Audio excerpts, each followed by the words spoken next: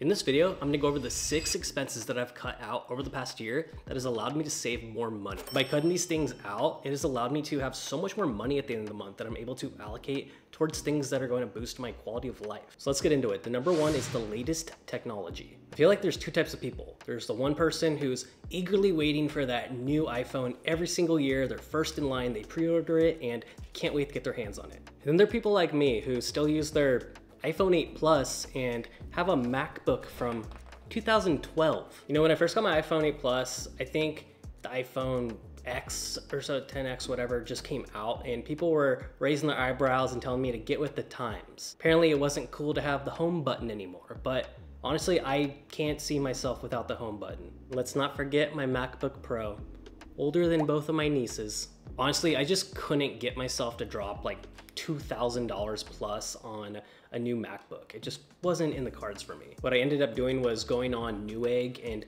buying a MacBook Pro used refurbished for like 300 bucks. Granted, I know the hardware on there is lackluster and it's certainly not as fast as the new computers. And I did some research on what I could actually upgrade internally to this MacBook, and it turns out that I could increase the RAM and the memory on it. So I went on Amazon, I bought 16 gigs of memory, I got 500 gigs of RAM, and my computer runs just as fast as all those other MacBooks. And it's still chugging along. It's allowed me to edit my videos in 4K and render them properly, and I haven't had any issues. But seriously, I know that technology advances at the speed of light these days. By the time someone unboxes that new iPhone Vision goggle that everyone's talking about, then there's already gonna be a new thing on the way. So instead of playing that expensive game of catch up every year, I just buy things that are either refurbished or things that I'm going to spend money on that I'm gonna have for many years, and then using the rest of that money on my financial stability. And I'm not saying you should cling on to outdated gadgets forever, but think about what you truly need from them. The next thing, which personally has been the most difficult for me, is cutting down on buying new clothes. I love window shopping, and I like buying new clothes that make me feel good. I can't resist buying new clothes for pretty much every season. If I see something that catches my eye, I have to have it. But constantly burning through my hard-earned money for things that I'm probably not gonna wear more than a handful of times has run its course. So what I do now, which has saved me thousands and thousands of dollars, is instead of buying new clothes, I will go and I'll buy like thrift designer clothes from, say, like Poshmark. I'm actually wearing this right now. I got it from Poshmark. It's like a $100 polo from Rhone. It's like Lululemon, but more guy-centric. And I got it for like 12 bucks. And this has allowed me to not have to give up my, I guess it's a shopping addiction, like for clothes for sure.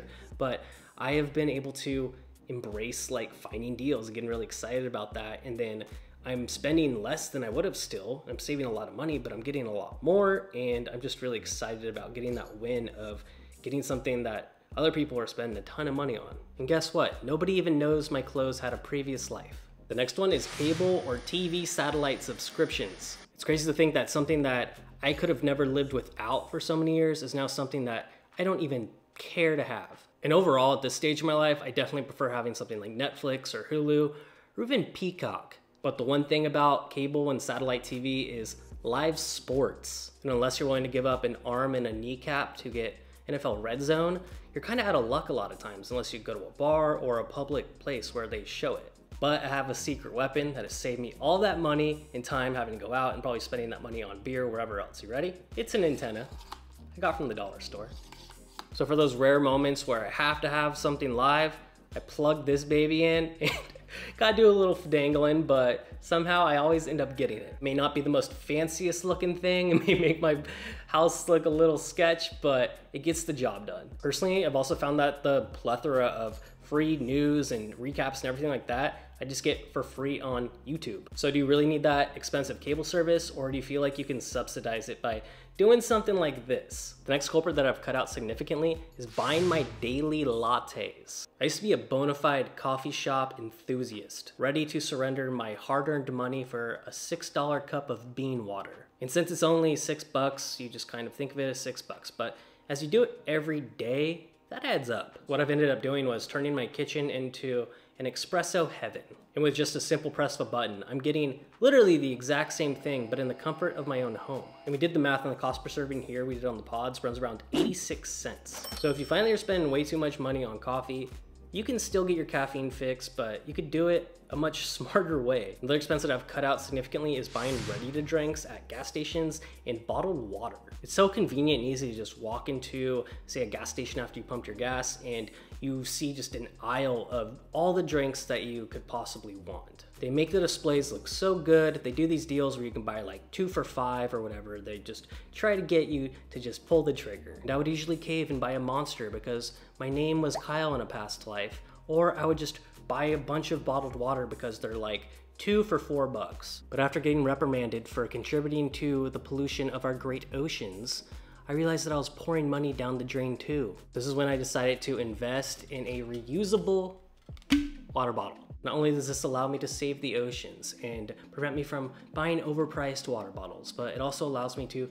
drink more water. And these cool insulated ones get cold for like 24 hours. It's actually really cool. Another thing I like to do is fill this up with one of those Mio drink things like this, and then it tastes like a sports drink, but the serving cost is literally pennies to the dollar. So I definitely recommend investing in some stylish, reusable water bottle that you can use time and time again, that fits your aesthetic and looks good and allows you to drink more water. The next thing I have cut back significantly on is self-education. The relentless pursuit of knowledge that can just burn a hole in your pockets. And we've all been there. The allure of buying an online course from your favorite influencer, or spending out of pocket to go to a private school for undergrad, or buying that brand new self-help book that's going to promise you great fortune and prosperity. But I'm here to shed a little light of truth with you guys.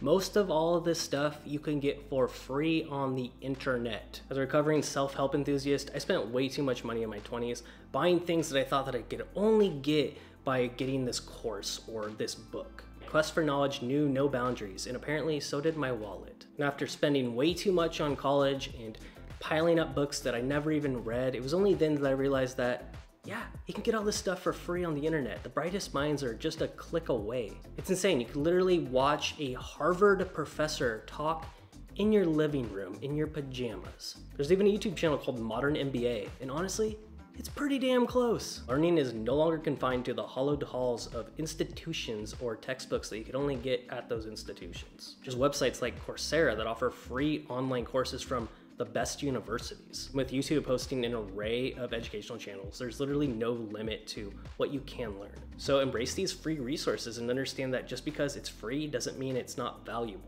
This video is not about self-deprivation or sacrificing your quality of life. It's about making smarter choices and finding different alternatives in ways that you can still get that same quality of life, but in a much cheaper fashion. Every expense we cut, no matter how small, adds up over time, and that gives us the power to live the lifestyle we actually want to live. Thank you guys so much for watching this video. If you got value out of it, it'd mean a lot if you just gave it a thumbs up, and if you haven't subscribed, you made it this far, subscribe, we're homies. I have more videos on my channel, I make them every week. There's one coming up right here I'd love for you to check out next. And again, thank you guys so much. It means the world that you found my channel and that you're here. This is too cool. But thank you, I'll see you in the next one. Okay, later.